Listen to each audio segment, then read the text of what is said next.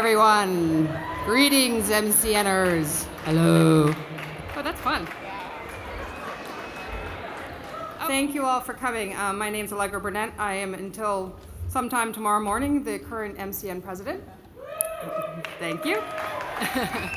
I first want to say thank you to our presenting sponsors, MailChimp, and our audiovisual sponsors, Piction Digital Imaging Services, and this evening is made possible by Exablocks. And so before Coven Smith, who is our MC for the evening, comes up, we're going to have Rich Ramos from Exablocks come up for a few minutes of introduction, followed by Rich, and then followed by Coven, and we'll get off to our Ignite evening to kick off the whole 41st annual MCN conference. So, Rich, are you? There you go.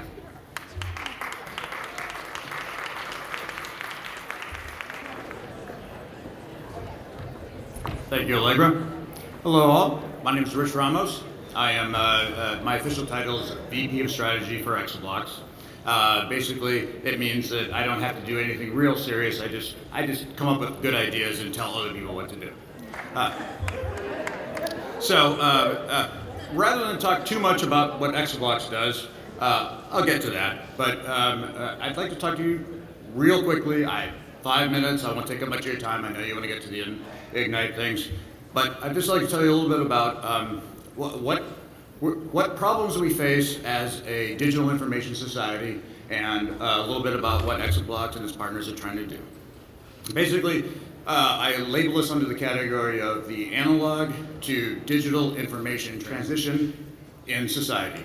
Basically, around the early 90s, we had a very interesting thing that happened to us as an entire society. Basically, for literally thousands of years, prior to the early 90s, we were what I classify as an analog society, meaning that most of our information existed in some sort of an analog format. Obviously, you people being in museums and that kind of space, pictures, artworks, paper, tape, all these kind of different analog media, right? And then something happened. And some things that kind of came together in a perfect storm were the prevalence of cheap computing processing power, in other words, personal computers, laptops, more recently smartphones, and tablets, those kind of things. And the connector of all that, basically the World Wide Web and the underlying internet, right? So the graphical web browser, these nice technologies all came together. Prior to that time, virtually 99% of all the information that we had as a society, all our pictures, all our sculptures, all our paper, Dead Sea Scrolls, all those kinds of things existed, and we have literally thousands and thousands of years of experience in managing those things. However, that's 99% of all the assets that we had out there. Now we transition, and in the past 25 years, so thousands of years, 25 years, we have now flip-flopped, and 90+% of all the information that we generate in that is now all digital, right? When was the last time you took a 35mm picture of it, right? When was the last time you start by sitting down at a typewriter and typing on a piece of paper, right? All these kind of things, right? Everything now originates as digital information, right? So we culturally have thousands of years of experience of managing all these other things. You can still go read the Dead Sea Scrolls today, right? You have many people in your museums who spend a lot of time making sure that the physical things are kept up and managed appropriately. But how many people do you have dedicated to making sure that your digital assets are curated and kept going and all that? When was the last time? So again, Dead Sea Scrolls, 2,000 years old. You can go out, you can still read them. Take a disk drive, 5, 10 years old. if the physical mechanism actually even still works when you plug it in. 2, can it power up? Can it spin up? Can you actually read the physical bits? Can you attach it to anything that will even interface to your computer? Will the information that you pull off that mean anything? If it's a word star document, how many people can read a word star document anymore, right? These are things that are 5 and 10 years old. We're not talking thousands of years old, right? So we are not culturally ready to handle all that stuff. Now, I'm not trying to portray this end of the world thing, but what I am trying to say is that we have problems because managing our digital information, we don't have nearly as much experience as we have in managing our physical things. And so at the end of the day, companies like Exablocks and our ecosystem of partners, like, for example, the great people at Piction, and other people that we are fostering relationships with, we are in the business to try and help you manage and solve these problems. And that's why we're here, that's why we're sponsoring this event, and that's why I hope to meet and talk to you about all the problems that you may have with your digital information. Thank you.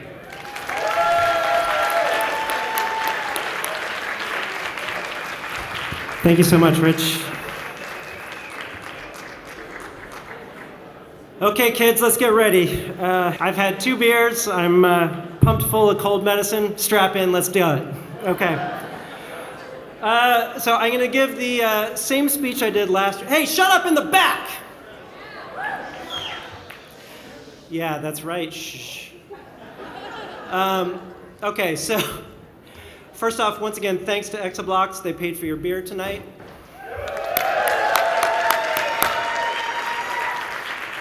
I can say firsthand that their product is awesome. So I'm going to give the same speech I did last year, roughly, which is, for those of you who are not familiar with the Ignite format, here's pretty much how it works.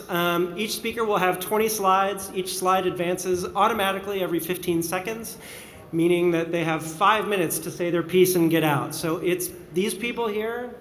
It's a high wire act. They're totally badass. So what you need to do is recognize that this is hard. Everybody's terrified, and you have a job here, which is this. You need to keep it rowdy. You need to give these people some support. When they forget what they're trying to say in a slide, you got to fill that up with awesomeness. That is your job. You have a role to play here.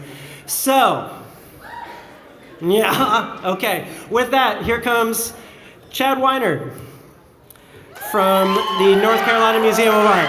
Come on up, Chad. All right. Thank you, Coven. Look at you guys. It is so fantastic to see you guys in person. Oh, sorry. I already cheated. This is how we usually see each other. It's a stream of profile pictures going past. I wanted to change that. So I had an idea. Hat tip Walker Evans. Seeing someone's everyday surroundings can tell you a lot about a person and a community. I asked you to share photos of your workspaces, and here are some of yours.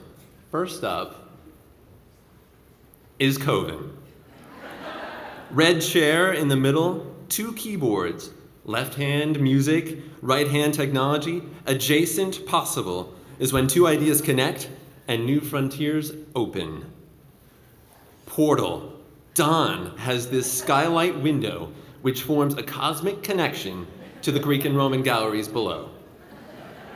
On the right, you can barely see them, but there are 2 blue ribbons. Well played, Don. Mystery. Ancient winged creature on the screen. What is in the box? I imagine Tim receiving a slow sliding keyboard out of the way, opening the box of magic.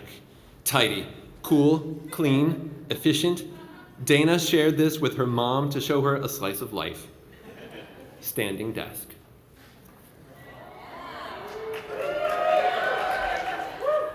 People, count them.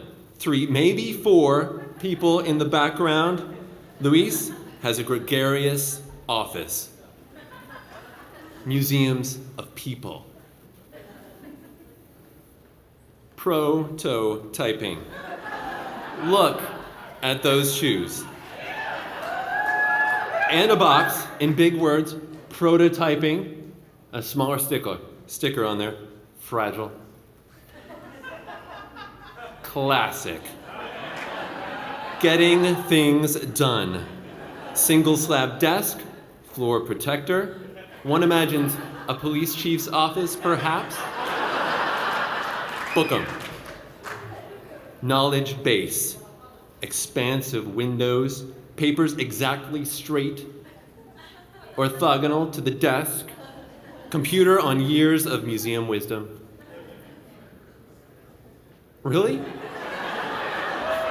California sun, Agnes Martin patterns across the desk, amazing views. Really? All right, next slide.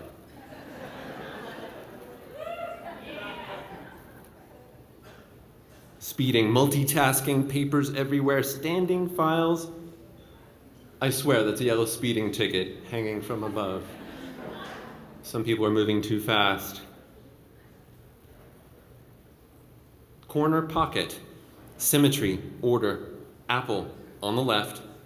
This is a view from above, indicates a sturdy chair.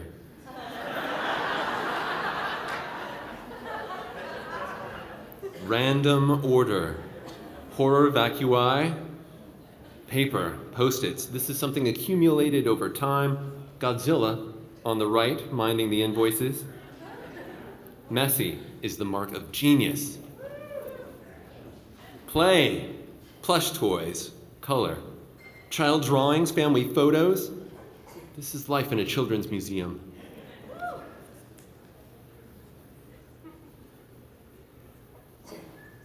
The yin of creative chaos above, giant spools of 3D potential, and then the zen-like yang below, cool twilight blue, oozing with cyclorama technology. Here's the straight shot, channeling Walker Evans. Just the facts. Screens mute, books like a frieze above, presentation board holstered on the right. Cat, hat, sat. Home sweet home. This makes me homesick every time I look at it. The office space of some of our museum technologists is warm and welcoming. Pilgrim. For us, the office can be anywhere. This is a hostel in Barcelona. Museums from a new perspective using new mobile technologies. And warmth. This is an essay in study, in preparation, in a spiritual essence that we need to prepare ourselves to get our jobs done. Timeless. Art. So, it's only fair that I show my own. It's, in my opinion, fairly ordinary. I see it every day. But in that window, right above, there's sometimes an artwork. And when there's not, I put a little deal in the window that says art, just to remind me. In closing, matter matters. Our spaces matter. They show us something and they bring us together. I would invite you to contribute yours. I've collected these on a Tumblr, deskportraits.tumblr.com. I've received a ton in the last couple days. Too late to make it in here, but still fun to look at. Thank you very much.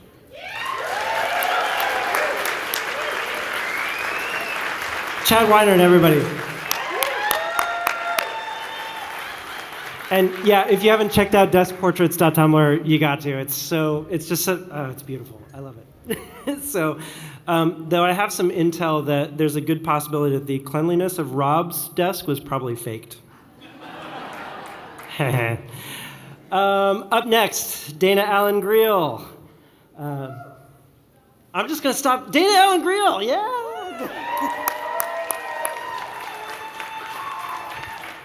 I would just like you to know that my desk is legit tidy. It really looks like that. Okay, here we go. In 2008, I helped start the blog at the National Museum of American History, and it was one of the Smithsonian's first blogs, and it was by far the most open, transparent thing we had ever done. Are there any Smithsonian people in the house? But some people were not that impressed with the blog. I had a really hard time getting people to contribute at first, especially some of our curators. They felt that it wasn't part of curatorial practice, and it didn't count as publishing when it was time for their performance reviews. So I spent a lot of time trying to get people excited about the blog. I would say, oh, that would make such a good blog post, in so many meetings and hallway conversations I can't even count. And sometimes I got this.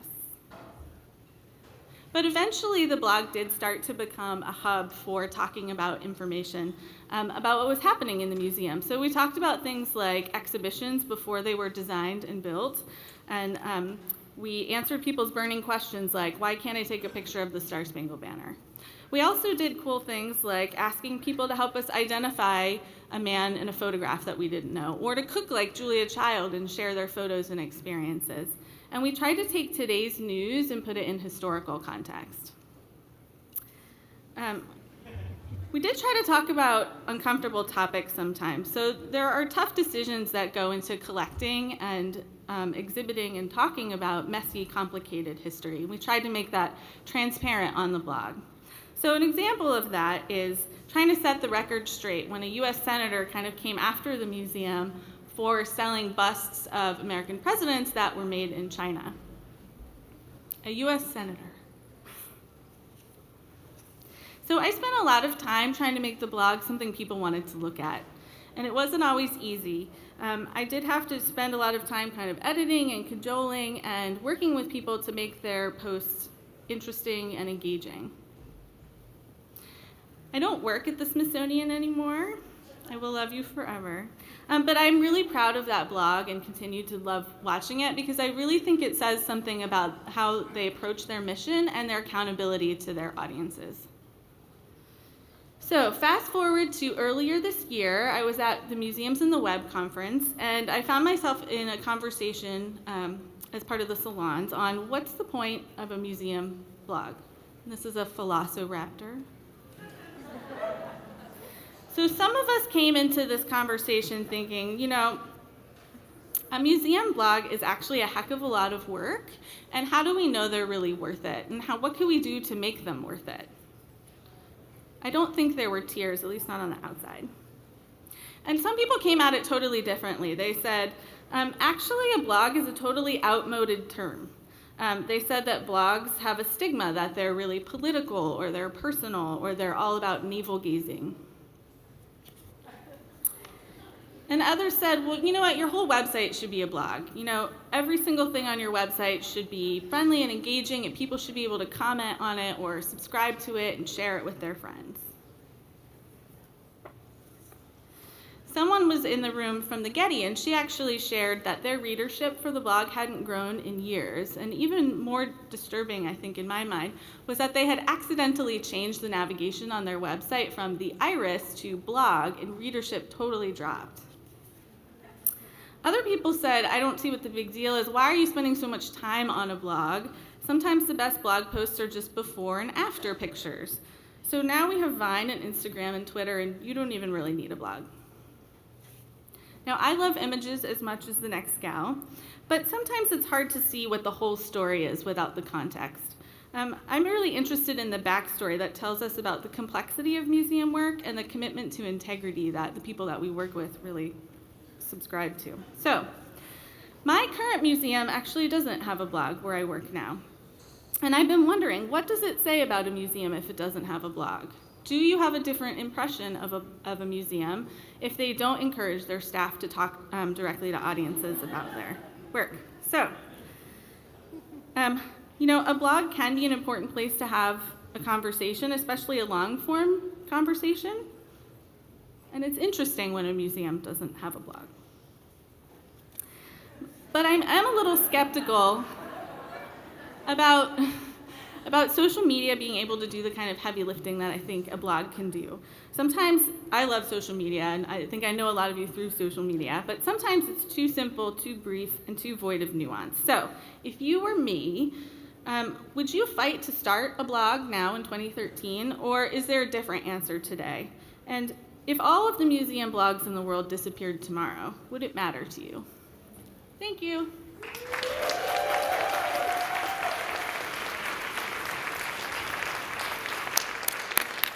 Dana Allen-Greil, everybody. Woo! We're going to sit in silence while you read this title card.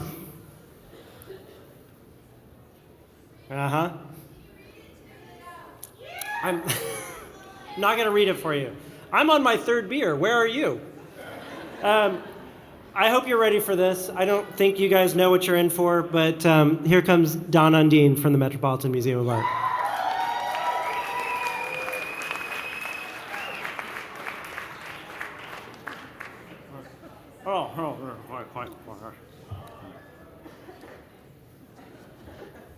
Hello, peasants. Yes, I'm a stuffy cultural authority figure from the Metropolitan Museum. Welcome to my humble abode. Please don't sit on the furniture. Welcome to my fabulous museum. Yes, I have billions and billions of dollars worth of art, and it's mine, all mine, because I paid for it. Yes, yes, quite lovely. Yes, yes, indeed. Certainly. Yes. Now listen to my curators tell you what to think about my art, because they are the sole authority of information about artistic heritage. Yes, yes, quite. We've prepared some fascinating lectures for you. We certainly have. As enjoy. And as you walk through our galleries, I want you to understand that they are arranged in the only correct and appropriate way for our art to be displayed. Yes, if you don't like it, well, start your own museum. And the best part is, most of the artwork is in storage where only I can see it. Yes, I think my cultural authority is quite secure. I'll just sit here and drink my cognac and it's delicious. Hey,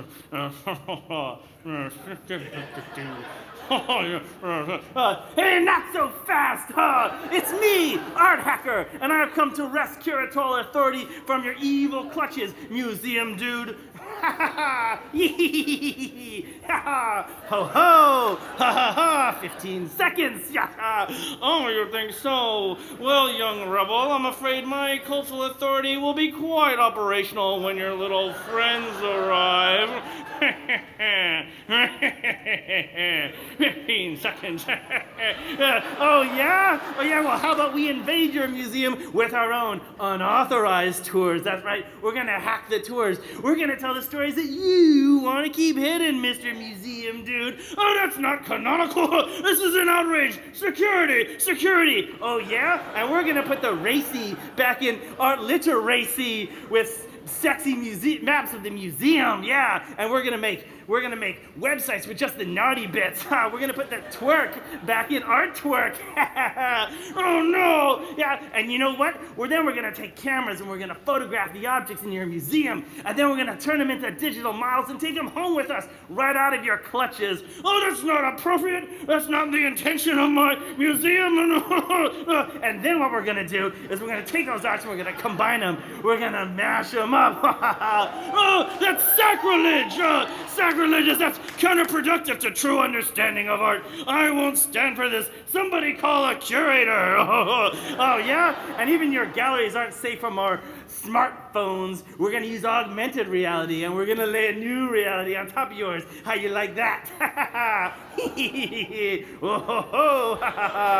Yeah. Yes. And now we're going to scrape your websites for information, and we're going to run them through some software algorithms and make new art. Oh, this is horrible. This isn't why I started a museum. This is inappropriate. You've destroyed my beautiful authority. I can't believe it. No, I might as well shut my museum down. Yeah, fine. Who needs you anyways? Hey guys, just not fight. I'm Digital Humanities Unicorn. let's talk this out. I don't know, this guy's crazy. This guy's an old spirit, man. Hey, art hacker, you just need to realize that art historians and curators, well, they've been studying art for a really long time. They know answers to questions you haven't even thought to ask yet. Yeah, you tell him, Juju, man, he's unicorn. You put him in his place. Well, you know what? Art history guy, you need to understand that artists have been taking cultural products and making new cultural products also since the beginning of art. So art hackers just doing what artists have always done. Yeah, that's right. So why don't you maybe talk about taking traditional museum practices like copyist programs and applying them to new mediums like maybe a digital copyist program. Whoa, that's radical! Yes, that seems quite reasonable, yes. And if you talked about it, you might realize that, artists have always been hackers, Yeah, they're hackers, right? And they've been building on traditions. Yes, tradition, quite. Yes, I see your point. Well, so why don't we just shake hands and agree to make museums relevant and fun for everybody? Wow, that sounds awesome! Hey, art history guy, how about you teach me about some history? Well, all right, well, only if you teach me about hacking, you scallywag. And scene. Big thanks to Museum Page for the fabulous Museum Page, ladies and gentlemen, for all the arts I can find pictures for. Thank you.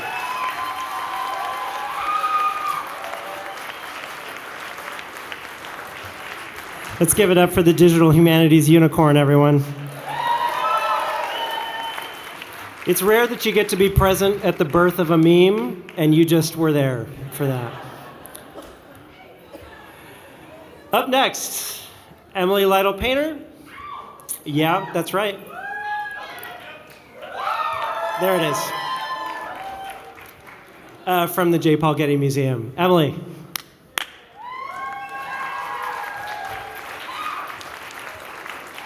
Let's hear it for the speakers taller than Coven. Am I right? Yeah. I just want to start by quoting Richard McCoy from MCN 2012 when he said, "Thanks for making a first-timer follow that." So here we go. So in the spring of this year, after Museums on the Web, I returned to Los Angeles, and Tim Hart from Museums Victoria came down to see me to see an exhibition, and we ended up having dinner. And while we were having dinner, I was going on about my inability to deal with museum politics and bureaucracy in general. Let me know if you guys can hear me in the back. That's what I thought, yeah. Museum bureaucracy. So basically, what Tim told me is that I should read The Art of War. And so this is a text by Sun Tzu. It's 2,500 years old. It's one of the first treatises on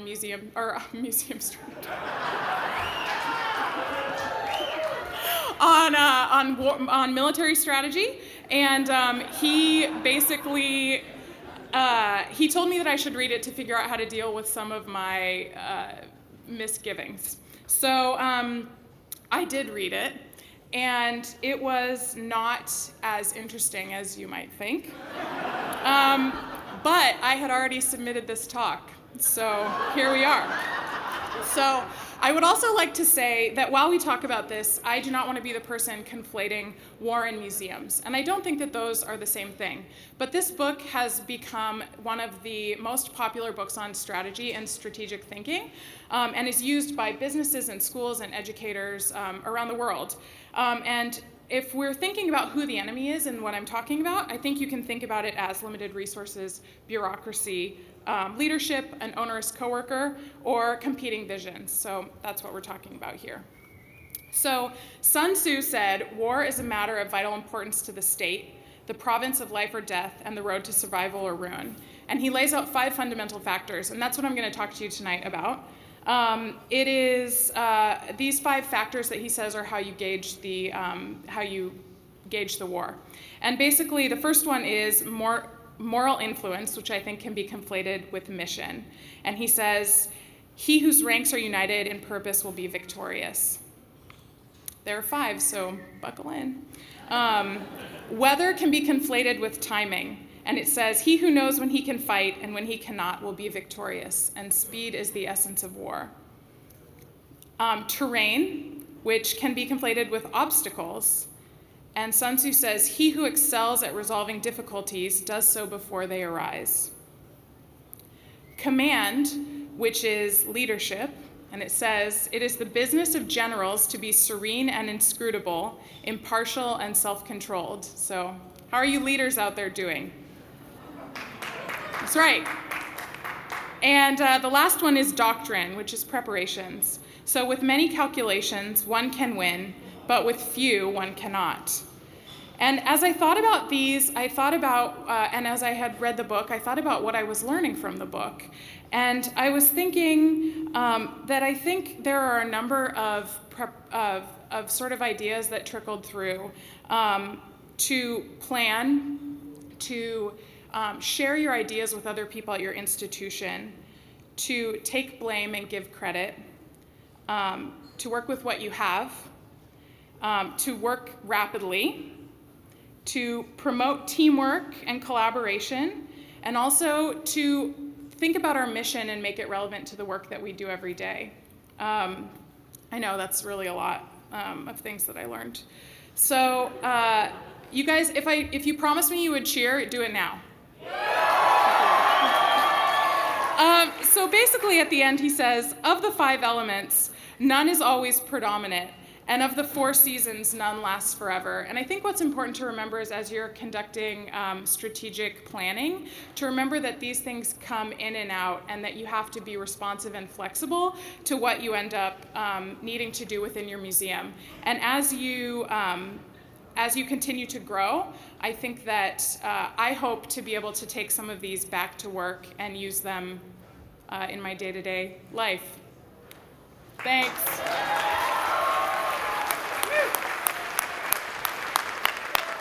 Emily Lytle-Painter. So guys, check out this segue. I've been working on it for the last 5 minutes. If you don't think that you need the art of war to navigate your museum bureaucracy, you might work for our next guest, Simone Wicha, the director of the Blanton Museum of Art. See, that was good, right? Yeah, thank you. Simone.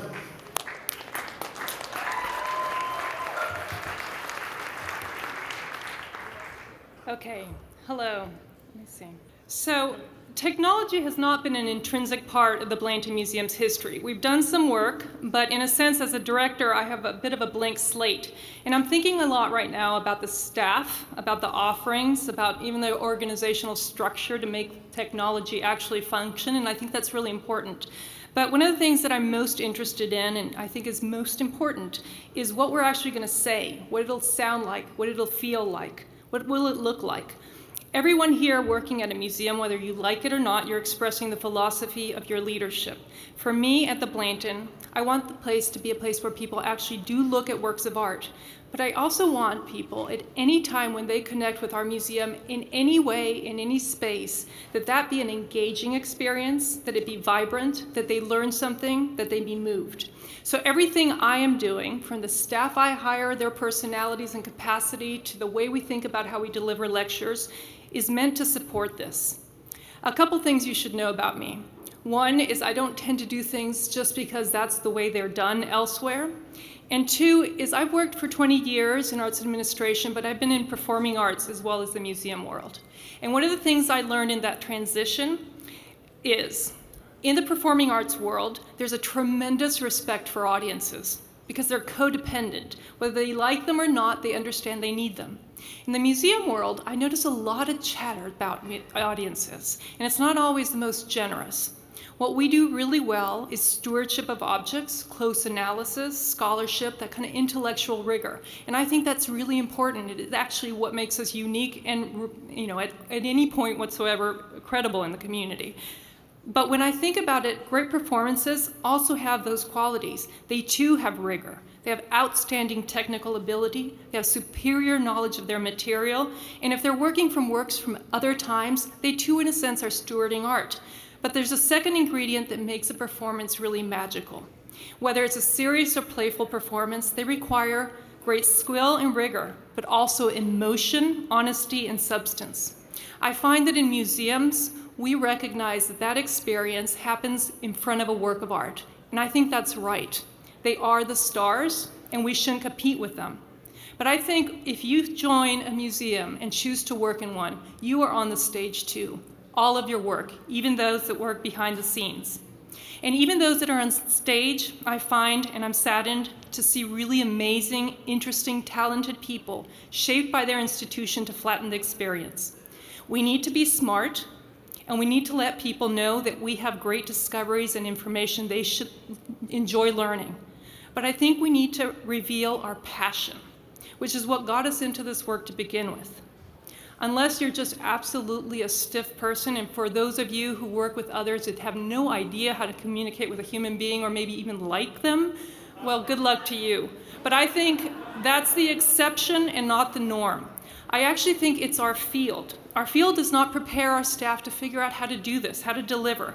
And we actually have a bias against it. It's first about the scholarly output, and yes, that's important, but it can't be the only thing. And scholarship doesn't need to be stiff and uptight.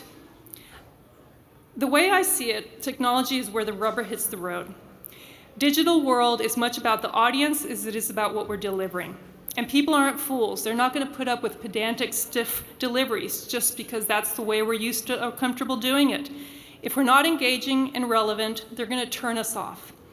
And we're codependent in this world. If we're phony, they're not going to fly either. So I want to understand how we create something that doesn't have a schizophrenic voice. I want to understand how technology is not going to continue to flatten the experience. And I want the experience to connect with that work of art in the galleries. I really do believe our museums are our modern day cathedrals because I think art is incredibly powerful. And it's powerful because it alone can connect with people.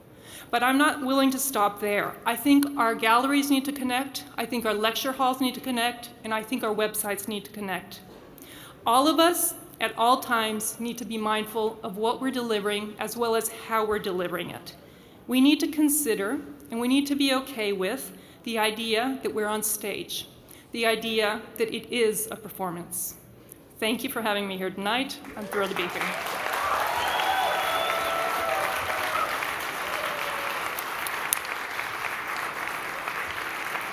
Simone Wicha. I've been told that I need to tell everybody in the back to be quiet. The front rows have spoken. I hope you guys are ready for Douglas Hegley. I'm sorry, did someone say something? I can't.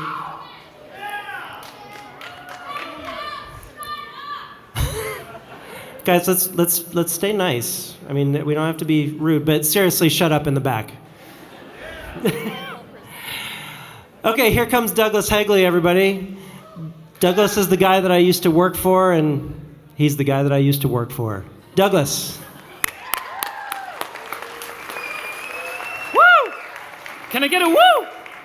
All right, yeah, Coven used to work for me. I hope someday to work for Coven. So this is my rant. What the technology, especially in the cultural heritage sector, right? You know, obviously technology is not the end game. Really what we're talking about, though, is trying to avoid us redoing the 19th century models. Coven, you know, I'm not even supposed to be a techie. I went to spend all that money in grad school to become an effing psychologist, for God's sake. So, but at some level, I think maybe I'm still doing therapy. It's just a very different kind of patient. Okay, here we go. Because I think there's a real similarity between being a museum technology professional and maybe a curator or educator. We've got specialty knowledge. We have to communicate to an audience that ranges from totally indifferent to occasionally rabid. And we have to do it by telling really good and engaging stories. It's all about communication. So if you'll bear with me for the next few minutes, I'm going to do on a sort of rambling rant about technology, museums, and this terrible scourge of WTF. How can we cure this problem? I believe I have a method, but first, let's do some diagnostics. Let's look at symptoms. How many people in the room have ever been asked to implement a technology with no need case whatsoever? How many people like that approach? It's not about technology, right? It's about people and stories and content and engagement. It's not about technology. You, me, all of us are trapped in the bubble of our own reality and our own truth. We're in our own time and our own culture. It's hard for us to think objectively. We all think we know what's going on, and sugar's got what it takes, at least in 1967. Sometimes time changes the way we think of things. Believing in that you can predict the future is a little bit like believing in pixies and fairy dust, but if you don't think about future-proofing the tech that you're working on, you won't have your finger on the pulse of change, and that's vital to make sure that the work you're doing is in line. Now, I think we need to get out of these irrational biases that we have. Mac versus PC. Come on, people, it's a marketing ploy. You might as well say, I refuse to use a fork because I really love my spoon. Use the tool that works for you for that job. With apologies to Don and others, I think about AR the same way I think about Second Life. I mean, don't you think you should get a first life first? And really, shouldn't you spend a little time in reality before you think about augmenting it? Especially if the way that you think about augmenting reality is turning the whole damn thing into a game, right? Anybody who knows learning theory says that if you take things that people do intrinsically and then start giving them rewards for it, they're going to do it less often. Don't pay your kids to do homework. It never works. The real possible scary endgame in this is complete detachment and not be really living in reality. Gamification is a kind of artifice that's pasted on the real chaos of unpredictable life. The problem here is that when you lose reality, it's really hard to get back there. So why do we accept software that's sold to and built just for museums? Why do we take this stuff that's small-minded and tiny? Why don't we think bigger? And why don't we think about open source instead of being patted on the head and given a drink and sent off to bed?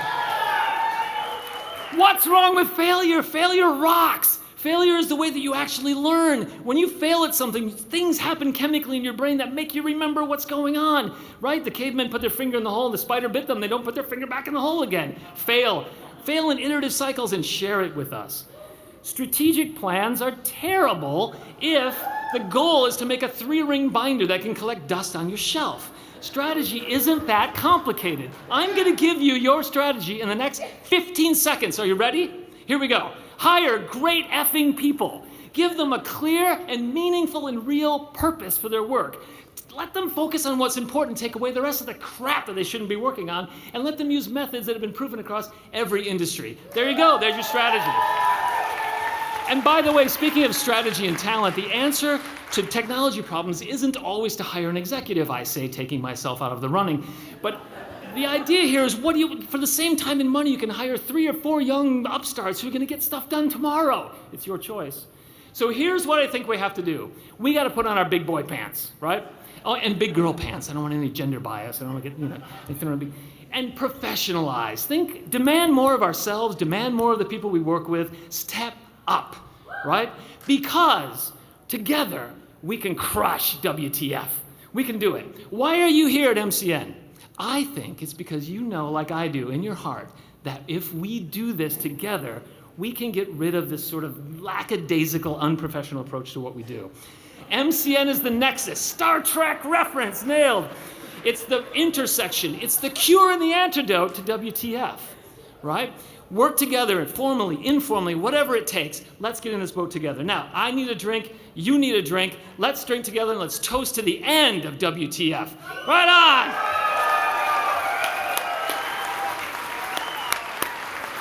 Right on, Douglas. The end of WTF. That's 2 memes in one night. 2 memes right there. Oh man, here comes Tim Svenonius,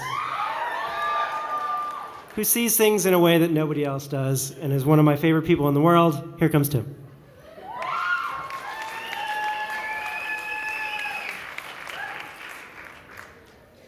Before we became a species of discoverers and inventors, we were a species of hunters and gatherers. These impulses to hunt and gather, hardwired into our DNA, are never far beneath the surface. The gathering instinct is engaged anytime you collect something. Collecting is a universal human behavior which forms the basis for almost all museums. We are only here tonight because some time ago, someone collected something. But now our world has largely been discovered and invented and collected already, and we're relegated to being consumers. We visit museums as consumers of the inventions and discoveries handed down to us. This talk, Hunting, Gathering, and Recollecting, examines the museum as seen through the camera lens. Why every day do millions of people all across the world take so many photos in museums? Taking photographs is, among other things, a form of gathering. Not permitted to touch, we can still take. Using the camera, we amass our own collections within the collections, recollecting. Anyone wielding a camera in the museum is a kind of gatherer.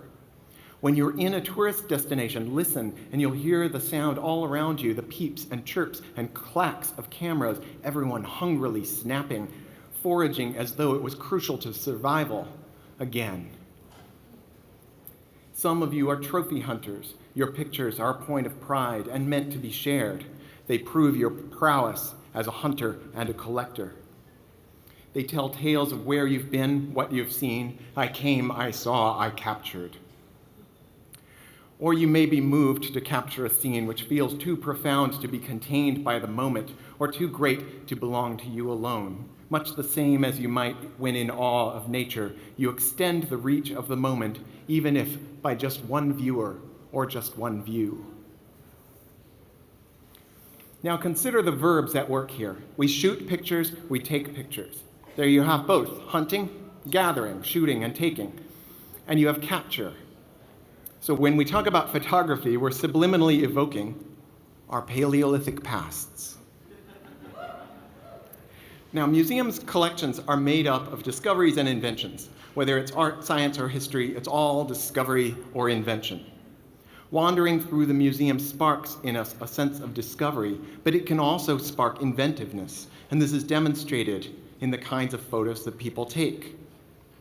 Some photos testify that rather than seeing objects as static installations, the visitor is seeing living constellations in dynamic motion. Or possibly, they see our museums as raw material to be remixed.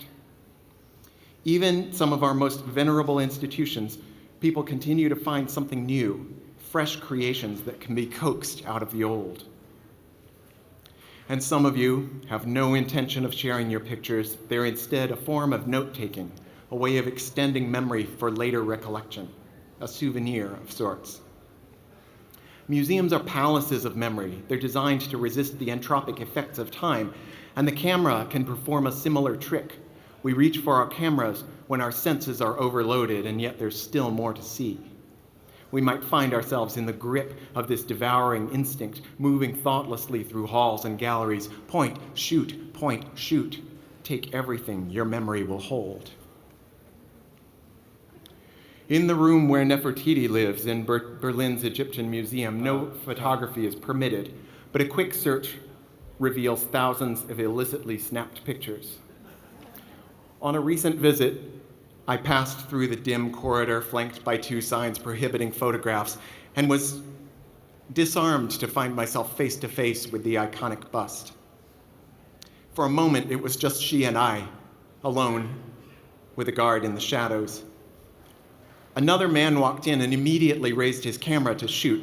The guard interceded loudly, and the man, barely comprehending, slowly lowered his cannon. But then an interesting thing happened. He had to figure out what else there was to do. And I watched as he acclimated, as he looked on the 3,000-year-old face with his naked eye and adapted to an old way of seeing, to an old way of remembering. Thank you.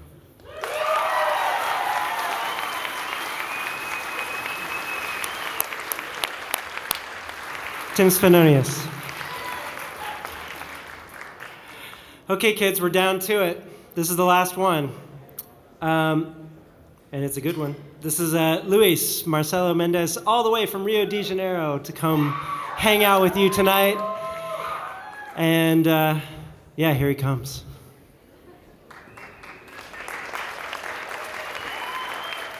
Hi. How are you doing tonight? Okay, let's rock. 2013, what a great year it was, wasn't it? Tonight, I want to share with you some of the stuff that really took my attention during this year, and also to talk a little bit about revolution. The thing that impressed me the most was the amazing quality of brand new museum projects. We have great websites, we have 3D printing, bringing new issues, and innovation in membership programs. Second thing, social movements happening pretty much everywhere, in Brazil, in Turkey, in Syria. What they have in common? People seeking for a voice, to be included as part of the decisions. Less flags and more instant short messages. Third, how concepts like empathy, transparency, and relationship building are becoming more and more part of our daily talks. From self-centered institutions related to old stuff, museums are becoming open spaces, fostering innovation. Thanks to you. But I think we have to take a step further from that idea of bringing people into the museum. Each institution should think of how to play an active role in society. Attitude is what defines your place in the world. And if the future of museums is about attitude, how can we improve it? What we're talking about when we say that museums are places of education, how much are we in the comfort zone of the education mantra? How are we open to take risks for education? This is the Rio's brand new Museum of Art. It is a real cool place. They let you choose if this is a museum with an art school or an art school with a museum attached to it. And this is the museum curator, Paulo Reckenhoff. He has this idea that we should bring museums to where people is. It is a warm attitude to think the museum as a human being connecting to another human being. And this is Paulo in the middle of a protest that took place right in front of the museum this year. Please notice he's not there to defend the museum, but as an institution to defend the people from the police. Now think about that image for a moment and ask, what do we really stand for? How much are we willing to take risks and defend our audience, the people we care so much about?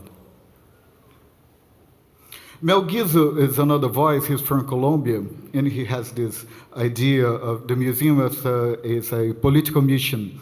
In Icon Conference this year, he boldly said that curators should know better about the community than the collection itself. The good things about this is museums have the power to relate and give people what they expect from cultural institutions, identification and engagement. And what do we have to do with this? Everything. It's you, it's this brilliant community of thinkers and makers that can lead, inspire change. That's why I say we have to get together, unite, and take over one museum at a time. Like Michael Montero said, you are personally responsible for what you put out into the world. It's not your museum director, it's you, it's your choice, it's always your choice. Do we need another cool app for museums? I don't know. What do we need? You have to go out there and ask. But you never go into a community that has so many problems with an idea at hand. As Ciroli said, we have to shut up and listen. No matter how much cool stuff you've done in the past, your job is to feel the pulse of the community and what's important to them. To end this talk, one favorite of mine this year, it says, leave Candy Crush alone and come to the streets. I guess that's a pretty good advice for us all, right? So thank you very much. Thank you, Colvin. And I hope you enjoy your next days in the conference. Thank you.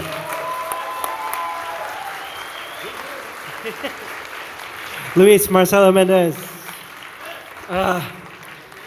Okay, that's it, everybody. So please give another really warm round of applause for all the Ignite speakers, for whom I'm sure a great wave of relief is passing over them as we speak. Thank you, everyone. Thanks for putting up with me being the rudest MC ever. And welcome to MCN, the greatest museum conference there is. Good night, everybody. Enjoy, and we'll see you tomorrow.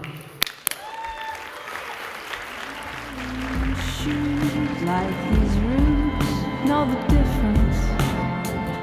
Suitcase